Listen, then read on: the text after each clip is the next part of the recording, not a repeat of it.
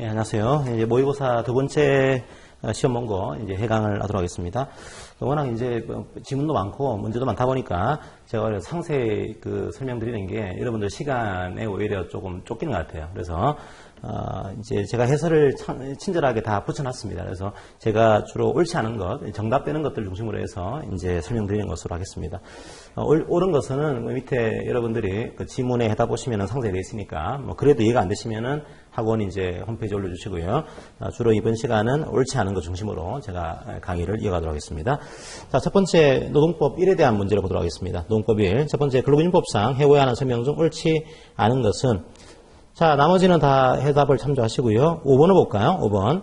자, 경영상 유의한 해고와 관련해서 근로자의 과반수로 조직된 노동자 합의 없는 경우에는 사용자와의 협의 상대방이 실질적으로 근로자 의사를 반영할 수 있는 대표라고 볼 수 있는 사정이 있더라도 형식적으로 근로자 과반수의 대표로서의 자격을 명확히 갖추지 못하였다면 적법한 협의 주체가 될 수 없다. 자, 이런 표현을 쓰고 있습니다. 자, 이게 무슨 말인가 하면 정리해고를 할 때는, 경영상 해고를 할 때는 저희들이 첫 번째로 긴박한 경영상의 필요가 있어야 되고, 두 번째로 해고에 대한 회피 노력을 해야 되고, 자, 세 번째로 해고를 서면으로 통지해야 되고, 그 다음에 합리적이고 공정한 대상자의 선정 기준을 정해야 되고, 네 번째가 이 근로자 대표에게 50일 전까지 통보해주고 성실하게 협의할 것, 이런 내용을 두고 있습니다. 자, 여기서 말하는 근로자의 대표는 만약에 이 회사에 과반수가 되는 노조가 있으면 그 노조, 과반수가 되는 노조가 없으면 근로자의 과반수를 대표하는 자가 되는 거죠. 그러면 여기서 근로자 대표가 되기 위해서는 과반수가 되는 노조가 있어야 돼요. 그런데 우리 회사에 노조가 있는데 여기가 소수 노조인 겁니다. 노조의 숫자가 크지 않아요. 하지만 우리 회사의 근로자들이 이 정리해고에 대한 협의를 해본 경험이 없어요. 없으니까 이 소수노조에게, 야, 우리를 위해서 당신 소수노조가 좀 협상을 해줘. 네 번째 요건을 좀 하기 위해서 당신이 좀 협의를 해줘. 이걸 이제 위임을 맡긴 겁니다. 그럼 여전히 이 근로자들은 이 소수노조에 가입한 것은 아니에요. 아니지만 이 소수노조가 근로자들의 위임을 받아가지고 이 사용자랑 협상을 하고 있는 겁니다. 그럼 이 노조는 형식적으로는 과반수가 안 되죠. 하지만 실질적으로는, 사실상으로는 과반수를 대표할 만한 그런 자격을 갖추고 있는 거예요. 그럼 이런 경우에는 이 노조랑 협의를 했다고 하더라도 네 번째 요건을 갖추고 있는 것으로 우리가 인정해 드리겠습니다. 자, 그런 판례 내용들이 만들어집니다. 이 경우는 적법한 협의 주체가 될 수 있다라고 우리 판례가 보고 있는 거죠. 그래서 네 번째, 5번이 틀린 지문이 되겠습니다. 자, 2번을 볼까요? 자, 근로기준법상 여성 및 연소자 보호에 관한 설명 중 옳지 않은 것은, 자, 이것도 1번, 2번, 3번, 4번이 다 옳은 지문이고요. 5번이 옳지 않은 지문이죠. 임신 중에 근로자가 유산의 경우 있는 경우에는 출산 후에도 휴가를 나누어 사용할 수 있도록 해야 한다. 자, 그렇지는 않습니다. 이게 이런 구조죠. 원래 출산 휴가는 90일을 부여하고요. 이게 쌍둥이 이상, 다태아 이상인 경우에는 120일의 출산휴가를 부여합니다. 그때 절반을 출산 후에 써야 됩니다. 45일 혹은 120일인 경우에는 이제 60일의 휴가를 출산 후에 이제 사용을 해야 되고요. 출산 후에 이 휴가는 반드시 이어서 사용을 해야 돼요. 이어서. 출산 전 휴가에 대해서는 분할 사용이 허용되고 있습니다. 자, 출산 휴가에 대해서는 이 근로자가 유산이나 뭐 사산을 했다, 혹은 나이가 40세 이상이다, 혹은 유산과 사산의 위험이 있다라고 하는 그런 이제 의사의 진단서가 있는 경우에는 분할 사용을 할 수가 있어요. 하지만 출산 후의 휴가에 대해서는 반드시 이어서 사용을 해야 됩니다. 여기서는 분할 사용이 안 돼요.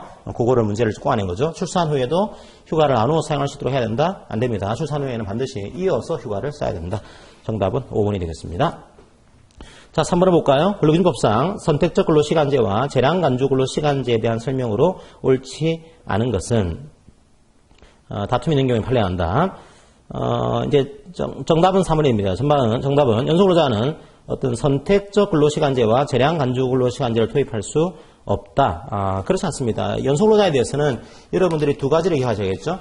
특별히 탄력 근로시간제, 탄력과 선택 구분하셔가지고, 탄력과 선택은 연소 근로자들은 도입할 수가 없습니다. 하지만 임신 중의 근로자에 대해서는 탄력은 도입할 수가 없지만 선택은 도입이 가능하다. 이렇게 정리를 하셔야겠죠.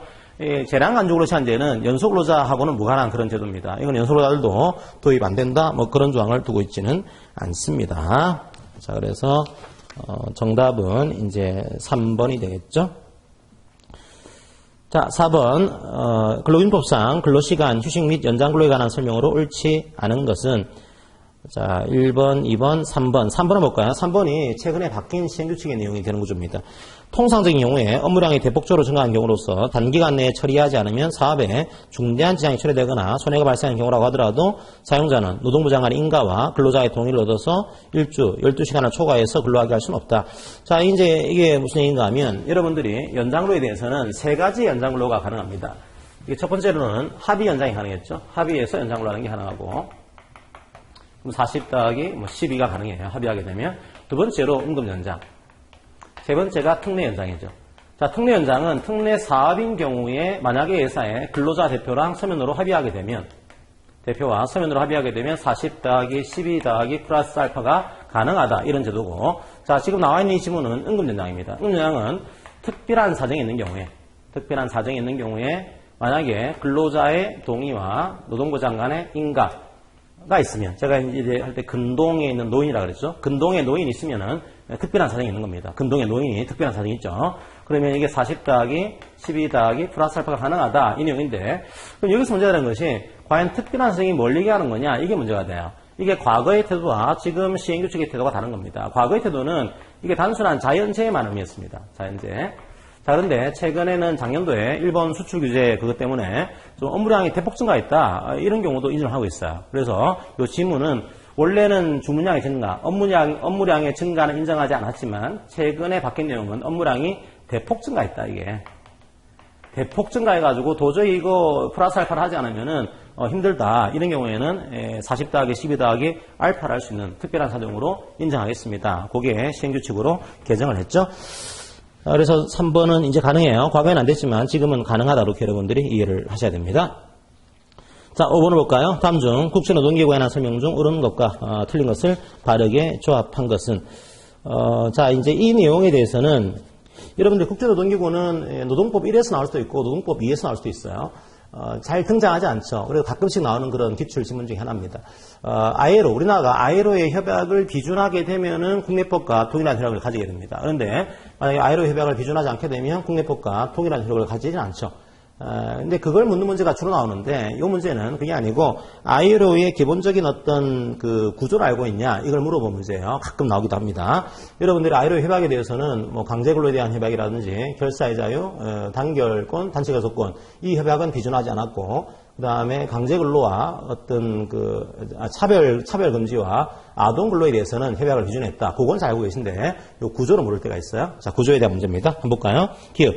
자, ILO는 각국의 대표단이 정부대표인 노사대표 각 1인, 그렇죠. 정부대표 2명이고 노 하나, 사 하나에서 4인으로 구성되어 있다. 예, 이건 맞습니다. 자, 니은 ILO에서 그러면 채택하는 것이 협약이나 공고를 채택을 해요. 이걸 채택하기 위해서는 참여한 총회 인원의 3분의 2가 찬성을 해야 됩니다. 3분의 2가 찬성해야 되죠. 과반수가 아니고 3분의 2가 찬성해야 된다. 이건 틀렸습니다. 자, 뒤끝 ILO는 유엔의 산하기관이므로 유엔 회원국만이 가입할 수 있다. 예, 유엔 회원국은 이제 자기가 ILO 가입을 지키겠습니다. 그걸 이제 알리게 되면 가입할 수가 있어요. 하지만 유엔의 비회원국도 이게 승인 받아가지고 가입하는 것은 가능합니다. 그래서 요거는 이제 ILO의 비회원국도 이게 승인 받아가지고 가입하는 것이 가능하다. 그거 알고 있냐 물어본 그런 질문이었고, 자, 그 다음에 리을 협약은 가맹국이 비준함으로써 구성력을 가지지만 공고는 기준을 공고하는 방송에 불과하다. 그러니까 협약은요, 이 두 가지 채택이거든요. 하나가 협약으로 채택할 수가 있고, 하나는 공고로 채택할 수가 있어요. 협약은 비준하게 되면 국내법과 동일한 효력을 가지게 됩니다. 하지만 공고는 일종의 가이드라인 역할만 수행하는 거다. 그거 알고 있냐 물어본 그런 케이스고요.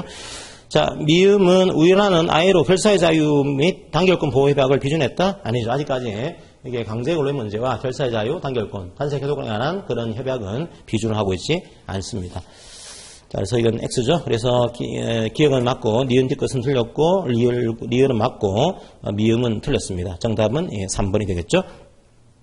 자, 6번. 다음 중 헌법 32조의 근로의 권리에 관한 헌법재판소의 태도로 옳지 않은 것은, 자, 이 4번을 볼까요? 4번은 근로의 권리의 구체적인 내용에 따라서 국가에 대해서 고용 증진을 위한 사회적, 경제적 정책을 요구할 수 있는 권리는 국민뿐만 아니고 외국인에 대해서도 인정해야 된다. 자, 이거는 이제 아닌 구조가 됩니다. 자, 이걸 여러분들이 정리하게 되면 이 근로의 권리라는 것이 크게 두 가지를 같이 포함을 하고 있어요. 기본권인데 이 기본권은 혼합적 기본권입니다. 이 자유권적 기본권이기도 하고 사회권적 기본권이기도 해요. 이게. 국가에 대해서 우리 최소한의 근로조건을 위해서는 개입하지 마 이런 권리기도 하고 국가가 좀 도와줘 이런 권리기도 해요. 사회권은 국가에 대해서 어떤 정책을 요구하는 겁니다.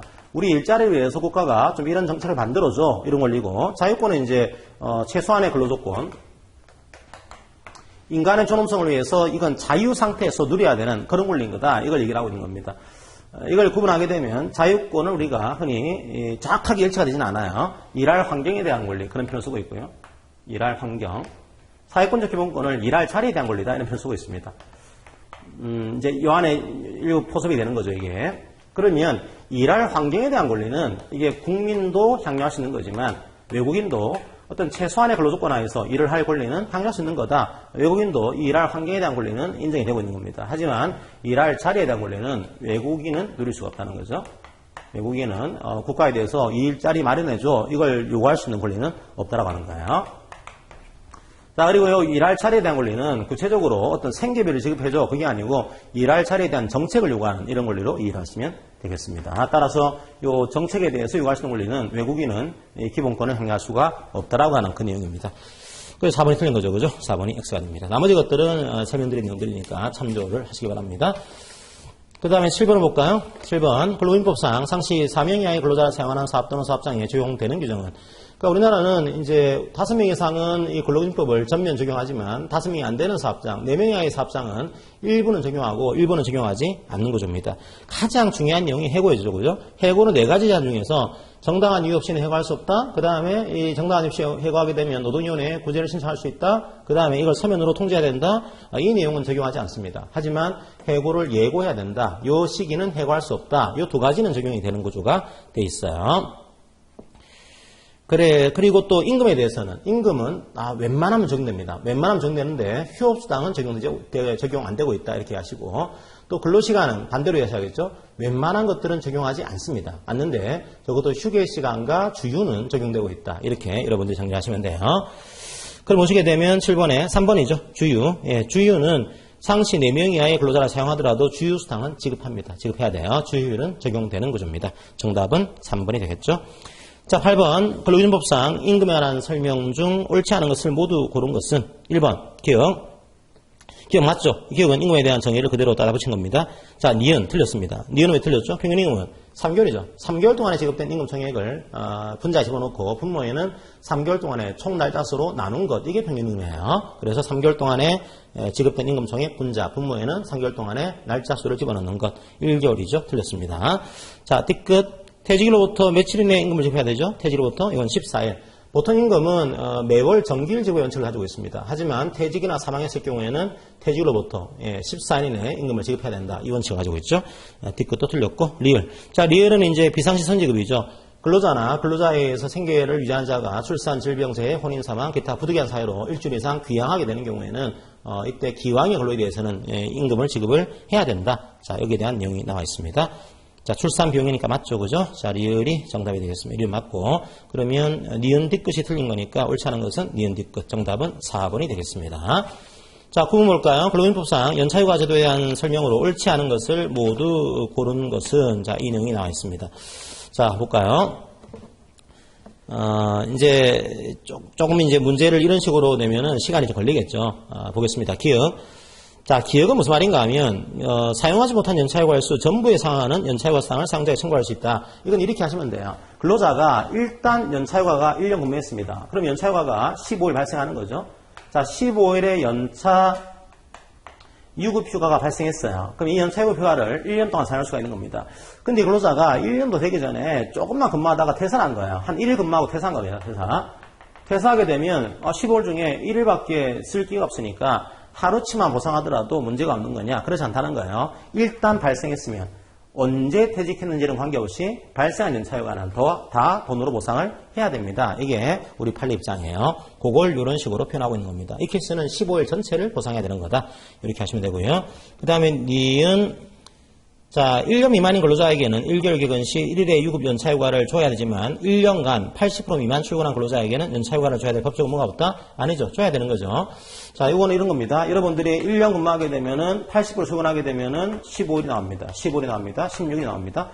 자, 만약에 1년이 안 되는 경우도 1년 되기 전에도 한 달 개근하면은 한 개가 나와요. 그 다음에 1년 근무했지만 80%가 안 된 분들도 개근한 달수만큼은 한 개씩을 부여하도록 그렇게 만들어놨죠. 자, 이거 알고 있냐 이 문제예요. 1년 이상 근무했지만 80%가 안 됐지만 한 달에 한 개는 개근하게 되면 나온다. 그거 물어본 케이스고요.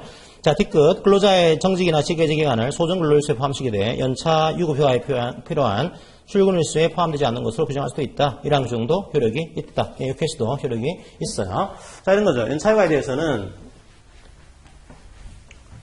분모에 이제 소정근로일수를 집어넣고, 자, 분자에 출근일수를 집어넣습니다.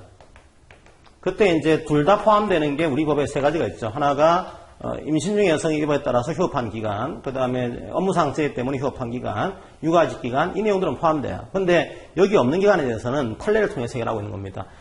특히나 정직이나 이런 직외직 기간은 어떻게 했는가 하면 분모에는 포함시키되 분자에는 포함시키지 않는다. 이런 지역규칙이 있다고 하더라도 이 지역규칙은 효력이 있다는 거예요.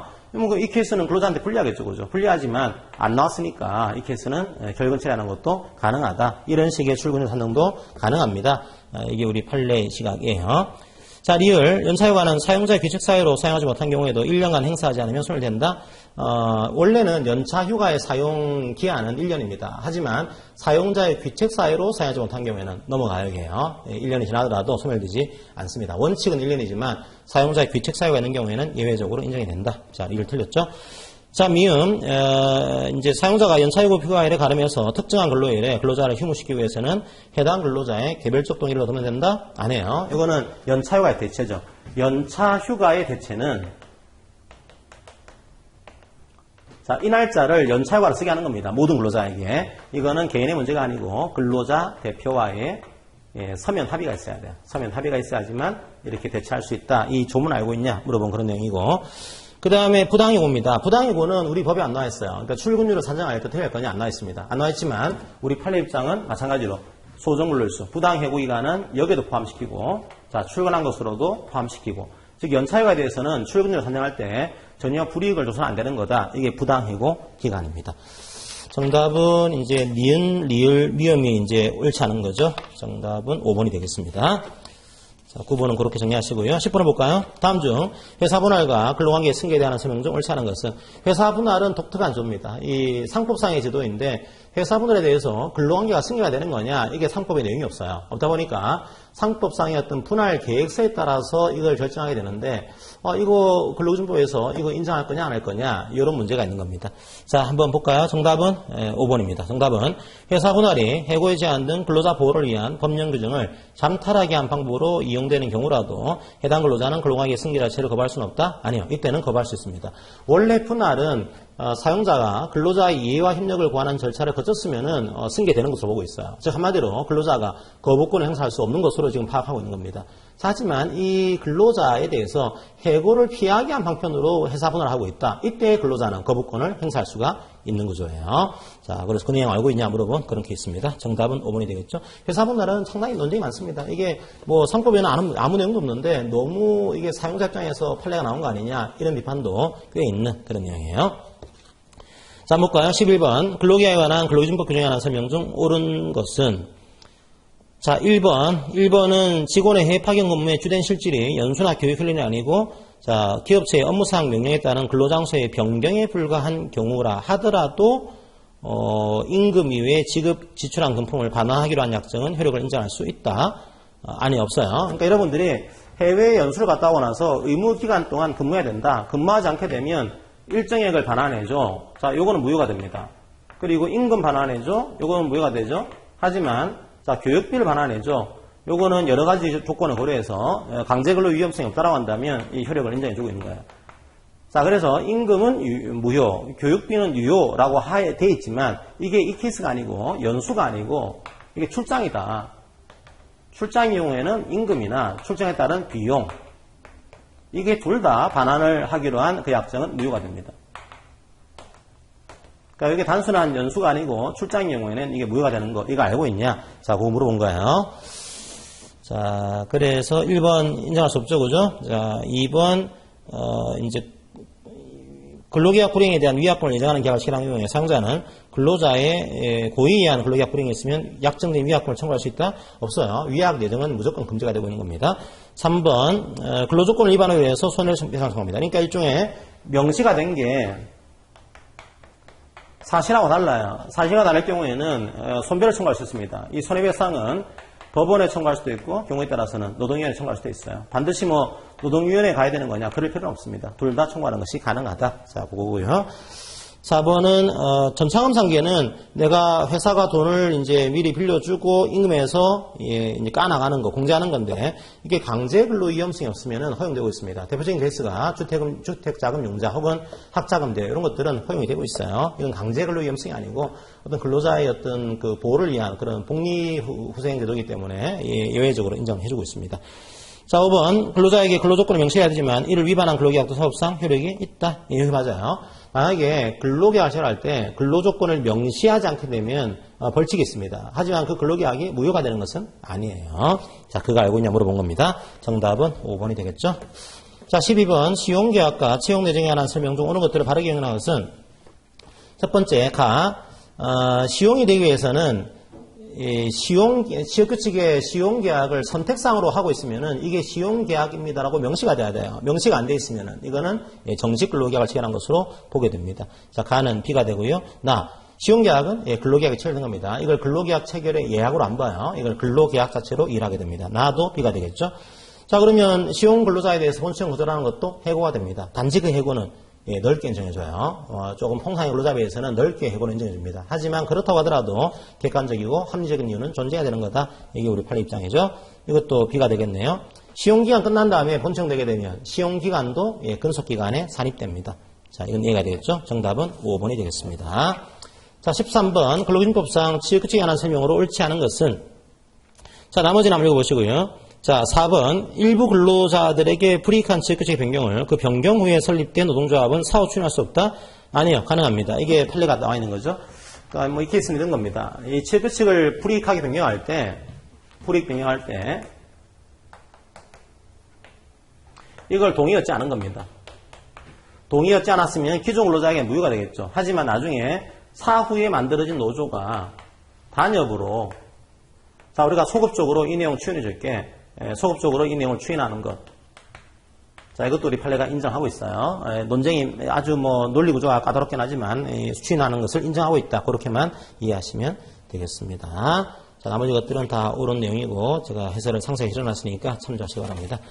자, 14번 볼까요? 노동위원회를 통한 부당 해고의 구제에 관한 설명을 옳지 않은 것은 1번 노동위원회는 긴급 이행명령할 수 있다? 1번 틀렸죠. 그죠? 왜요? 이게 노동위원회에 대해서 노동위원회의 어떤 권위를 좀 세워주기 위한 이런 제도가 두 가지가 있습니다. 하나가 부당해고에서는 이행강제금 제도가 있고요. 부당노동행위에서는 긴급 이행 명령 제도가 있는 겁니다. 두 개가 다른 거죠. 다른 건데 여기서는 긴급 이행 명령 제도, 이건 부당노동행위예요. 부당해고하고는 관계가 없습니다. 자, 1번이 틀렸죠. 자, 나머지 것들은 한번 여러분들이 참조를 하시면 되겠습니다. 자, 그 다음에 16번 볼까요? 이제 16번부터는 이제 개별법의 내용으로 들어옵니다. 첫 번째가 기간제. 조금 다른 내용을 실어놨죠. 보통 기간제법에 따르게 되면 뭐 2년을 초과하게 되면 무기하로 간주가 되고 뭐 무기하로 간주가 안 되는 그런 예외적인 조항 알고 있냐? 이게 제일 핵심 문제인데 조금 다른 문제를 실어놨어요.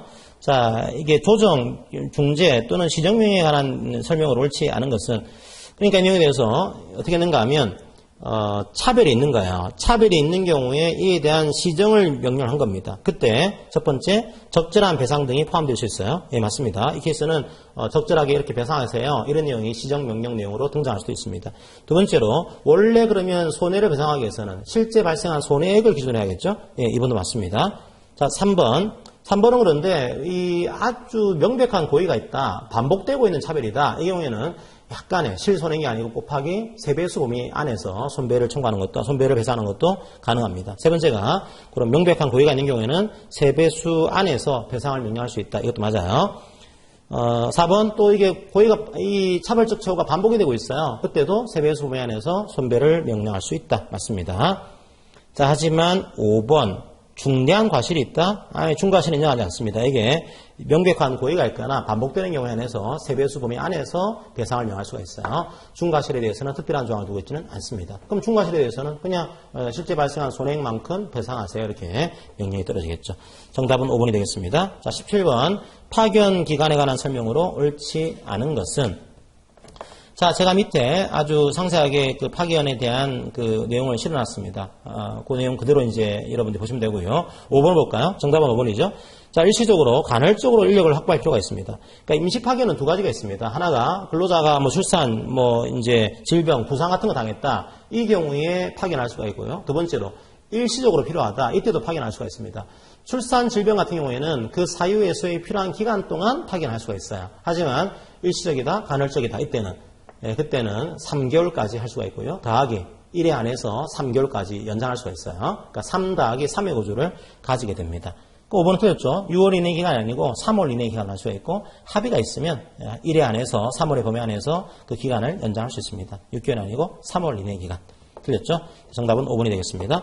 자, 18번. 산업안전보건법상 고객의 폭언 등으로 인한 건강장애 예방조치에 관한 설명으로 옳은 것을 모두 옳은 것은 이게 산업안전본부는 올해 전면 이제 개정이 됐고요. 그리고 작년도에 고객에 의한 어떤 그 폭언에 대해서 예방조치를 만들어 놨습니다. 그래서 혹시나 고객이 폭언했을 경우에 관한 그 조치를 알고 있냐 물어보는 문제가 나올 수가 있어요. 자, 볼까요?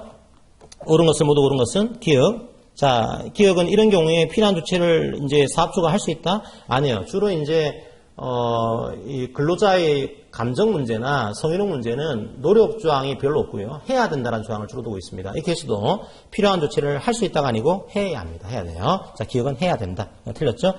자, 그 다음에 니은도 이제 고객 폭언 때문에 이 고객 응대 근로자, 우리가 보통 감정 노동이라고 그러죠. 이 감정 노동자한테 굉장히 그 중요한 건강장애가 발생한 겁니다. 그때는 뭐 업무를 일시적으로 중단한다든지 전환시킨다든지 이런 조치를 할 수 있다? 아니에요. 하여야 합니다. 하여야 한다. 이것도.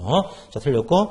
자, 뒤끝은 이제 고객 응대 근로자가 스스로가요 건강장애가 벌어진 거예요. 이 고객이 폭언하는 것 때문에 그때는 사업주에게 일시적 중단하겠습니다. 이걸 요구할 수 있다. 예, 요구할 수 있습니다. 이 사업주에게 나 너무 힘들어요. 일시적으로 좀 중단하겠습니다. 이걸 요구하는 것이 가능합니다.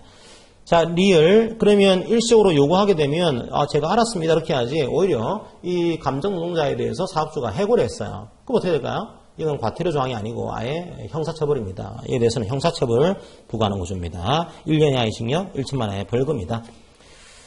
리얼도 틀렸네, 그죠? 그러면 정답은 옳은 것은 뒤끝 하나만 옳은 것이고 나머지는 다 틀린 게 되는 구조입니다. 자, 19번 가족 돌봄 등을 위한 지원에 관한 설명으로 옳지 않은 것은 자, 옳은 것은 4번이고요. 옳지 않은 것은 이제 보게 되면 1번 이게 대체인력 채용이 불가능한 경우에는 예외를 인정해 줍니다. 예외를 인정하고 있다. 이해하시고요. 2번 가족 돌봄 휴직기간은 연간 최장 90일로 하고 있고요. 그리고 이걸 나눠 사용할 수 있습니다. 나눠 사용할 수 있다. 나눠 사용할 때 1회 기간이 30일 이상이 돼야 된다. 나눠 사용할 수 있다라고 하는 거.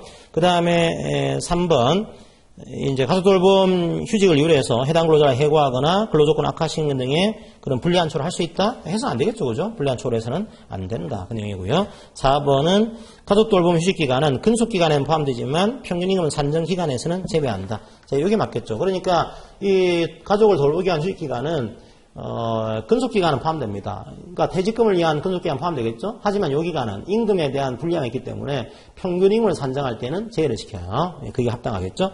맞습니다. 자, 5번. 사업주가 그런데 가족 돌봄 휴직을 허용하지 않습니다. 그때는 그 사유를 구두로 통보하면 된다? 아니요. 그 사유를 서면으로 통보해야 됩니다. 정답은 4번이 되겠네요.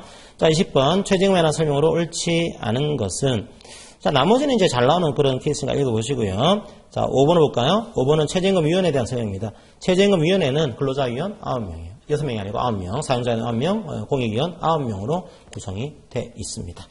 자, 21번 확정급여형의 퇴직연금제도에 대한 설명 중 옳지 않은 것은 자, 2번, 1번부터 1번, 3번, 4번, 5번은 확정급여형에 대한 내용이고 제가 해설을 붙여놨습니다. 2번, 확정급여형 퇴직연금제도의 설정 전에 해당 사업에서 제공한 근로기간에 대해서는 가입기간 할 수 없다. 그러니까 이게 이미 확정급여형 제도를 설정하기 전입니다. 설정하기 전에 이 기간은 그러면 확정급여형 퇴직연금 제도의 기간으로 편입할 수가 없는 거냐? 할 수는 있어요. 자, 이것들은 가능하다. 가입기간으로 할 수 있다라고 하는 것이 자, 우리 판례의 시각이 돼 있어. 우리 법의 시각이 돼 있습니다. 자, 22번은 소액 체당금에 관한 내용이죠. 옛날에는 이게 사용자가 도산했을 경우에 한해서 이제 이 국가가 체당금을 지급했어요. 근데 이제는 임금 체불을 했을 경우에도 회사가 망하지 않았더라도 체당금을 지급합니다. 이걸 우리가 소액 체당금이다 이런 표현을 쓰고 있습니다. 그러니까 회사가 이제 이 체불을 했다라고 하는 판결이나 각종의 판결과 유사한 그런 결정을 받았다. 이 경우에는 체당금을 지급하는 그 내용이에요. 자, 옳지 않은 것은 5번입니다. 자, 소액체당금을 받으려고 하는 사람은 판결 등이 있은 날부터 1년 이내에 노동부 장관에게 청구를 해야 돼요. 자, 그래서 나머지 것들은 다 맞는 내용이고, 이걸 받으려면은 판결 있은 날부터 1년 이내에 청구를 해야지만 이 소액체당금을 받을 수가 있다. 그렇게 하시면 되겠습니다. 정답은 5번이 되겠네요. 자, 23번. 자, 옳은 것은 5번입니다. 자, 1번은 볼까요? 1번은 법령을 위반했어요. 구직 신청의 내용이. 그때는 수리를 거부해야 됩니다. 만약에 뭐 우리는 남녀 차별하겠습니다. 이런 이제 구직 신청 그 수리를 허용해서는 안 되겠죠. 이거는 거부를 해야 되는 겁니다. 자, 두 번째로 원래는 자기가 통근 가능한 지역에서 직업을 소개해야 되는데 이게 안 된다 이런 경우에는 광역 직업 소개도 허용을 하고 있어요. 할 수 있다. 3번 원래는 유료 직업 소개 사업은 돈 받고 소개하는 거잖아요. 이 경우에 노동부 장관이 고시한 그런 요금의 금품을 받아서는 안 됩니다. 하지만 고급 인력을 소개하고 있다. 이때는 예외적으로 가능한 그런 케이스가 있습니다. 그 다음에 4번 유료 직업 소개 사업을 하고자 하는 데는 원칙적으로는 둘 이상의 사업소를 줄 수가 없습니다. 뭐 근데 직업 상담원들이 계시다 이런 경우에는 둘 이상을 줄 수 있어요. 하지만 그런 경우가 아니라고 한다면 둘 이상의 사업소를 두는 것은 안 된다. 자, 틀렸고요. 5번이 정답이 되겠습니다. 자, 24번 외국인 근로자의 취업활동 기간에 대한 설명으로 옳지 않은 것은 자, 이거는 이제 1번은 3년의 범위 안에서 할 수 있다. 맞죠? 잘 나온 것이 입국일로부터 3년의 범위 안에서 할 수가 있다. 맞고요. 2번 한 번 이제 취업한 다음에 출국을 했어요. 출국한 분들은 원칙적으로 6개월이 지나지 않으면 다시 입국할 수가 없습니다. 6개월이죠. 1년이 아니고 6개월이라고 이해하시면 되겠습니다. 자, 그렇게 여러분들이 이해를 하시고요. 25번. 자, 사내 근로복지기금 제도에 관한 설명으로 옳지 않은 것은 이 근로복지기금법은 이게 워낙 조항이 많기 때문에 이게 어디에서 문제 나올지 알 수는 없어요. 알 수 없지만 뭐 우리 사주제도, 사내 근로복지기금제도 혹은 이제 각종의 선택복지제도 이런 식의 문제가 나올 수가 있습니다. 자, 사내 근로복지기금은 요건 반드시 해야겠죠. 5번 다른 거 모르더라도 이 복지기금 법인으로 해야 되거든요. 사내 근로복지기금은 법인으로 해야 됩니다. 이 법인은 다른 내용이 없다라고 한다면 민법 중에 사단법인 아니죠. 본인 거니까 재단법인에 관한 규정을 당연히 적용하겠죠. 재단법인에 관한 규정을 준용한다. 자, 5번이 옳지 않은 게 되겠습니다. 나머지는 다 정답이 되는 구조가 되어 있습니다. 자, 그래서 뭐 시간이 지금 시험 치기 전까지 얼마 남지 않아서 제가 상세하는 것보다는 옳지 않은 것 중심으로 해서 문제를 짚어드리는 식으로 좀 강의를 했습니다. 다른 내용들은 좀 해설지를 참조하시면서 공부를 하시면 되겠습니다. 노동법 1에 대한 모의고사 두 번째 문제 해강은 이것으로 마무리하겠습니다. 네, 고맙습니다.